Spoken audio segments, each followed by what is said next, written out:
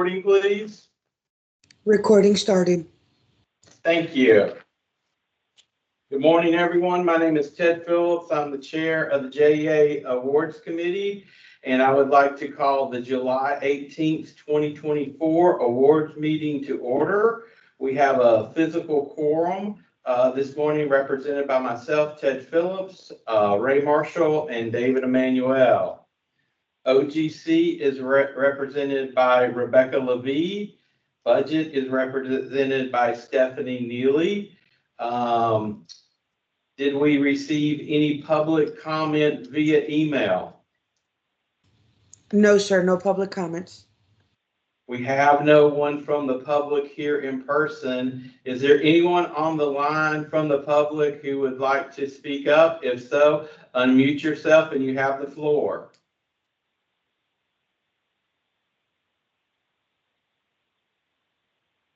All right, hearing none, we'll move on. On today's consent agenda, we have items 1 through 5. They've been approved by procurement, budget, OGC, legal, and the business unit. And are ready for the awards committee approval. Before we take a vote on the consent agenda, would anyone like to move any item to the regular agenda or defer to another week? Hearing none, may I get a motion to adopt today's consent agenda? So moved. Second. So that was Ray with the motion and David with the second.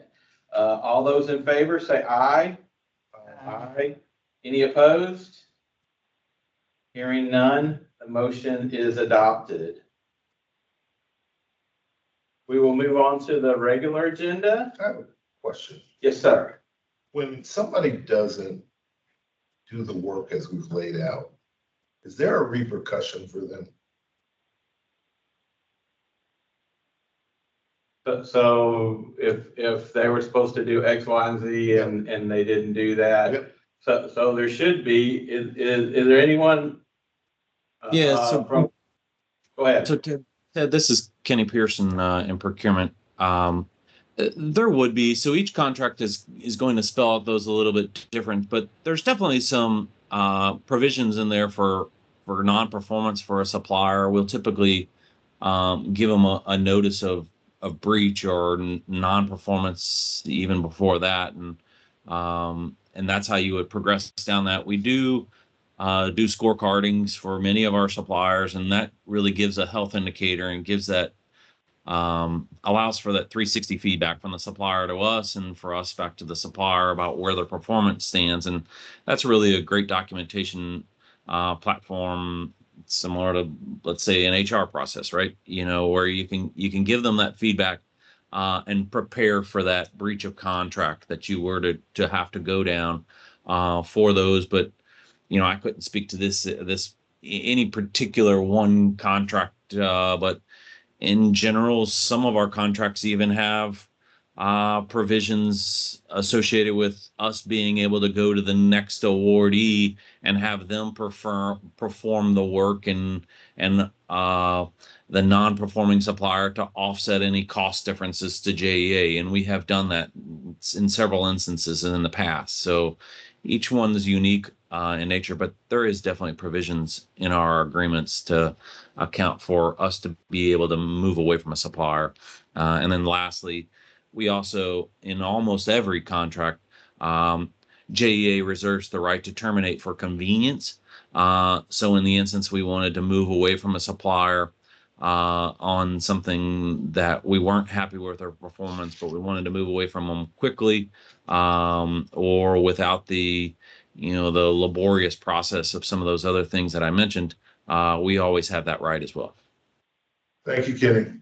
You're welcome. Hey, Kenny, is there a tie-in between our evaluations of suppliers or vendors and subsequent selections of them? Do we take that, or is that just anecdotal data? There is. So think that's kind of what. There is some of that so we're able to, in many of our, well, I will go down two paths. So, in an IFB where you're looking at price only, your recourse would be, we specifically at JEA, do not allow a supplier to bid if they have had their contract terminated for the past 2 years. We also have the right to suspend for a period of time. I believe the chief purchasing officer has a time of 6 months to 2 years. And then you can also go down a disbarment in which they could not do that, or they could never bid, until we, reversed that course. So that's how you would address it in terms of a price only. In an evaluated only, we do have the ability, and most times we require a supplier to use references, and we require them to use JEA as a reference in the instance that they have done previous work with us.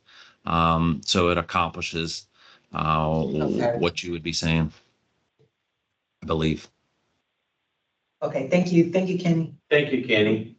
You're welcome. So we'll Yeah, we'll move on to the regular agenda.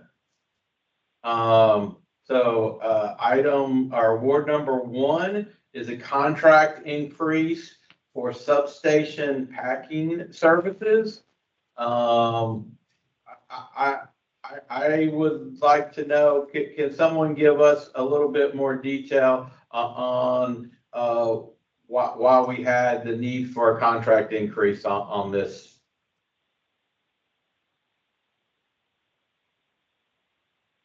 Daryl, are you on and could speak to the business related to the upcoming projects that you have? Yes. Can you hear me? Yes. We can. Good. Yes. So for a contract, this is for our substation packagers. When we went out for bid, we got 2 packagers, Substation Enterprises and Distran. But when we initially went out and executed the contract and started executing the work from a project basis, the overall contract was based on the number of projects we had for that fiscal year. And so now we went through all of the projects, started working on that. So now with the demand and the increase of projects, we're forecasting to line up the substation packaging with our projects. So this is really due diligence and making sure everything is there before set up before we start executing the projects. So this is the reason for the increase is because we have more projects to do. Exactly. Okay, that's what I thought, but I just wanted to speak about this publicly because it was a pretty big increase. So that satisfies my questions. I don't know if there's any other questions from either one of the other members. And in addition to that, just a thought, the way we calculated the methodology of how we split up the project. Substation Enterprises is a new vendor. Distran we had on the old contract. So for pretty much greenfield substations, that's in the queue for our work. Distran has those projects, but we have a lot of transformer capacity additions, and a lot of they're smaller project in reference to a new greenfield substation. So Substation Enterprises, being a newer vendor, we gave the smaller projects to them. So that's really the methodology of how we decipher budget. Okay, thank you for that. I appreciate the information. So I will entertain a motion to approve award number 1 from the regular agenda. So moved. Second. So that was David with the motion and Ray with the second. All those in favor say aye. Aye. Any opposed? Hearing none, the motion passes. So we will move to award number 2 on the regular agenda. This was a single source for pressurization plant upgrades at Northside and Southside substations. So my question on this was, Why was this a single source?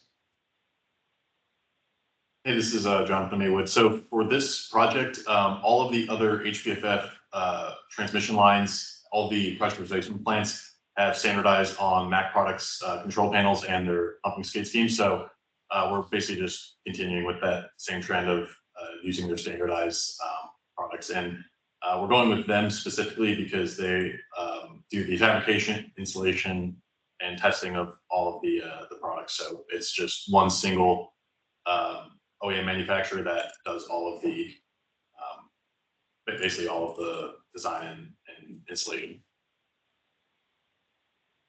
Thank you for that clarification. So I appreciate that. That answers my questions. I didn't know if there were any other questions from other members. Hearing none, I'd entertain a motion to approve award number 2. So moved. Second. So that was Ray with the motion and David with the second. All those in favor say aye. Aye. Any opposed? Hearing none, the motion passes. Then we will move to item number 3 on the regular agenda. This is for substation and transmission project management services.